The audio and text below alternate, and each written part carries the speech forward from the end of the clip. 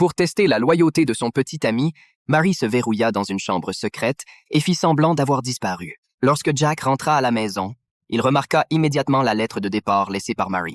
Complètement perdu, il chercha frénétiquement dans toute la maison et appela son téléphone à plusieurs reprises, mais personne ne répondit. En voyant Jack aussi inquiet, Mary se sentit soulagée. Cela prouvait qu'il se souciait toujours d'elle. Mais au moment suivant, la tristesse de Jack face à son départ soudain se transforma en colère. Mary réalisa que si elle continuait à jouer à ce jeu, les choses pourraient empirer. Elle décida donc de sortir de la chambre secrète et de tout lui avouer. Cependant, après avoir fouillé partout, elle se rendit compte qu'elle ne trouvait plus la clé. Paniquée, elle commença à frapper sur le miroir, espérant attirer l'attention de Jack, mais la pièce était insonorisée et il n'entendait rien.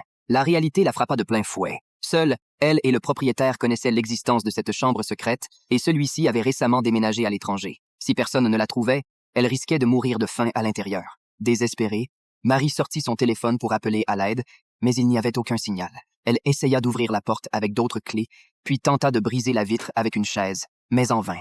Épuisée et submergée par le regret, elle s'effondra par terre, se reprochant cette blague imprudente. Cette nuit-là, Jack rentra chez lui. Bien que Mary soit à quelques pas, ils ne pouvaient pas communiquer. En voyant Jack pleurer, Mary s'excusa encore et encore, bien qu'il ne puisse pas entendre sa voix.